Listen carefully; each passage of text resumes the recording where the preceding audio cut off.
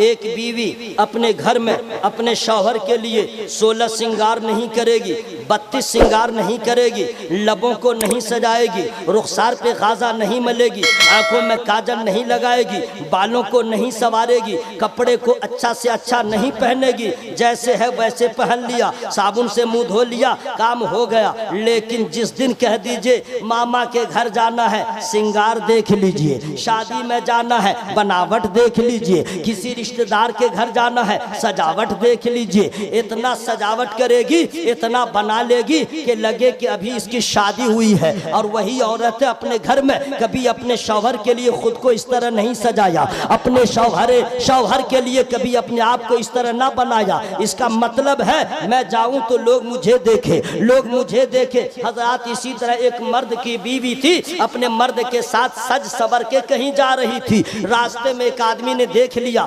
देखते ही कह दिया तुम्हारा जो मेकअप है उस मुकम्मल नहीं है, उसमें कमी है, बस डायरेक्ट कह दिया। अब इतना कहना था, उसके शौहर की बीपी हाई हो गई। तुमने मेरी बीवी को ऐसा कहा क्यों? तुमने मेरी बीवी को ऐसा कहा क्यों? मेकअप किया जो किया। तो मर्द कहता है सुन लो, हक बात कह रहा हूँ, तुम्हारी बीवी मेकअप करके खुल के बगैर नकाब के निकली थी कि लोग मुझे देखे, मैंने देखा, मैंने कह दिया। औरत भी समझ गई, मर्द भी समझ में आ गया, मर्द को भी। लेकिन जिन औरतों तक मेरी आवाज जारी सुन ले, अगर जो औरत इस नीयत से अपने आप को सजाए, मर्द देखे मेरी तारीफ करे, गैर देखे मेरी तारीफ करे, तो ऐसा सजना सवरना उसके लिए 22 गुनाह है। और अगर इस नीयत से सजाए कि मेरा शौहर मुझे देखे, वो मुझसे खुश हो जाए, मुझसे प्यार करे, मुझसे राजी हो जाए, तो ऐसा सवरना उसके लिए 22 सवाब है। इसलिए कि जिस बीवी से उसका शौहर राजी नहीं होगा, न रसूल राजी होंगे, न खुदा राजी होगा, शौहर राजी होगा, अल्लाह राजी होगा। वाह वाह वाह, जिंदाबाद जिंदाबाद जिंदाबाद। इस्लाम में पूरे तौर पे दाखिल हो जाओ, पूरे तौर पे दाखिल हो जाओ। एक चीज और मैं बता दूं, चूंकि मैं टाइम देख रहा हूं, जरा सा और रह गया, मैं 30 मिनट आपको टच नहीं करूंगा, लेकिन आप बहुत मोहब्बत से सुनना है। हजरत, बच्चा जब पैदा होता है तो मैंने देखा जिसको इकलौता बेटा पैदा हुआ, इतना चूमेगी उसकी माँ, खाना भूल जाएगी, पहनना भूल जाएगी, डे नाइट उसमें लगी रहेगी। और उसका शौहर भी अगर कुछ कहेगा, बोला देखिए बाबू है, इतना चूमेगी, इतना चूमेगी, पूछिए मत। और उसका बाप भी कभी आएगा तो चूमेगा इतना कि लगे खा जाएगा, लगे खा जाएगा। और उस औरत को देखिएगा हर घड़ी औलाद में लगी है, कपड़ा चेंज करो, इस्तिंजा करवाओ, वगैरह वगैरह, लेकिन नमाज गायब, नमाज नहीं है। अरे भाई नमाज पढ़ो, बोला क्या करूं, बच्चा है ना, बीमार रहता है, परेशान कर देता है, मैं बहुत झिंझला जाती हूँ। अरे तो क्या हुआ, नमाज माफ है। बोला माफ तो नहीं है, तो फिर क्यों नहीं पढ़ रही हो? याद रखना, ये औलाद की तरबियत माँ के ऊपर जरूरी है, लेकिन औलाद की मोहब्बत में इस तरह गुम न हो जाओ कि अल्लाह की नाफरमानी हो लगे, रसूलुल्लाह की नाफरमानी होने लगे। वही औलाद की मोहब्बत बेहतर है कि औलाद से भी मोहब्बत हो, रसूलुल्लाह से भी मोहब्बत हो। वाह वाह वाह वाह। याद रखिएगा, कुरान कहता है तुम्हारी बीवी, तुम्हारे बच्चे तुम्हारे दुश्मन हैं। कब?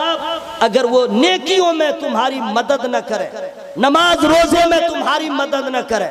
मैं अर्ज ये करना चाहता हूँ मेरे दोस्तों, मेरे भाइयों, एक बात और मैं बता दूं, चूंकि बहुत सारी औरतें मोहब्बत से सुन रही हैं, एक पैगाम और दे दूं।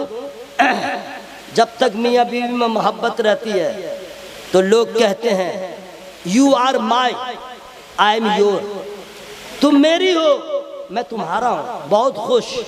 जिस दिन झगड़ा हुआ तो बीवी पलट के कह देती है अरे जाओ जाओ, क्या तुमने दिया, क्या तुमने मेरे लिए किया, अरे फला ने तो अपनी बीवी को ये दिया वो दिया, तुमने क्या किया, कह के तो गुजर जाती है, लेकिन समझती नहीं कि उसने कितना बड़ा नुकसान कर लिया, कितना बड़ा खसारा कर लिया।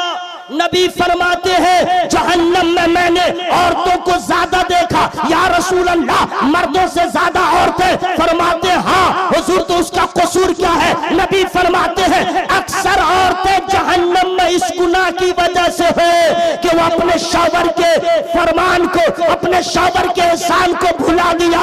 जब भी कभी बात हुई कह दिया तुमने मेरे साथ क्या किया, जबकि पूरी कफालत की जिम्मेदारी, नानो नफका की जिम्मेदारी, सुकना की जिम्मेदारी, बीमारी हो तो इलाज की जिम्मेदारी इसने लिया। ये अपने शौहर के एहसान फरामोश करने की वजह से ये जहन्नम में जाएगी। इसलिए माँ बहनों याद रखना, शौहर का मकाम ये है कि अगर शौहर के सर की चोटी में अगर सर में जख्म हो जाए, उसमें पीप भर जाए और वो फट के बहने लगे, और एक औरत जबान से चाट चाट के भी उस बहते पीप को, रीम को साफ करे, शौहर का हक अदा नहीं हो सकता है। शौहर का हक अदा नहीं हो सकता है। आज की औरतें वेस्टर्न कल्चर को अपनाने वाली क्यों नहीं सोचती है कि वेस्टर्न कल्चर को जिसने अपनाया, कपड़ा पहन के नंगा हो गया, अभी भी फातिमा ज़हरा के किरदार को जिस खातून ने अपना लिया है वो फकीरी में भी बादशाह का मजा ले लिया। सुभान अल्लाह, सुभान अल्लाह। 30 मिनट हो गए हैं, अब मैं आप तक पहुंच रहा हूं। चाहता यह हूं कि आप लोग एक मर्तबा अपने हाथों को हवा में लहरा के बोले या रसूल अल्लाह। या अल्लाह, जिन लोगों ने हाथ को उठा लिया है सबको मदीना दिखा दे। आमीन आमीन। मदीना शरीफ देखे आप लोग? नहीं देखे हैं? इरादा है? बोले ना इंशाअल्लाह। पैसा रहे न रहे इरादा कीजिए इंशाअल्लाह। और दिल से अगर जिस दिन आपने नबी को याद कर लिया करम हो जाएगा, मदीना देख लीजिएगा। फोटो देखे गुंबद खजरा का, कैसा लगता है? आहा, इतना अच्छा लगता है। कभी इसको जाके कहिए एक गुंबद खजरा दूर से ऐसा है, करीब से कैसा होगा? सुभान अल्लाह, सुभान अल्लाह। अच्छा, आप लोग धीरे बोल रहे हैं, कोई प्रॉब्लम है क्या? पुलिस ने मना कर दिया क्या? तो आवाज को लहराइए जनाब, एक दूसरे की आवाज एक दूसरे सुन ले ताकि सब गवाह हो जाए। हाँ, इसमें लजाना शर्माना क्या है? एक गुंबद खजरा दूर से ऐसा है, फोटो में, हकीकत में कैसा होगा? जो लोग देखे उनसे पूछिए। मदीना विदाउट टेंशन शहर, वहां जाओ टेंशन फ्री। मदीना है कैसा? जो लोग नहीं गए हैं मैं उन लोगों से कह रहा हूं, 1,20,000 है, कल निकल जाइए मदीना शरीफ। 1,20,000 उम्रा कर लीजिए, मदीना देख लीजिए। हज फर्ज है तो उम्रा से काम नहीं बनेगा, आपको हज करना पड़ेगा। और हज फर्ज नहीं है, यानी इतना पैसा नहीं है, 1,20,000 है, चले जाइए मदीना देख लीजिए कैसा है मदीना। अल्हम्दुलिल्लाह मैंने तो देखा है, मेरी तरफ बहुत सारे लोगों ने देखा होगा, लेकिन मदीना को देखने वाला भी नहीं दिखा सकता, लिखने वाला नहीं लिख सकता, मजमून निगार मजमून निगारी नहीं कर सकता। मदीना में जाने के बाद, मदीना तो महसूस करने वाला शहर है।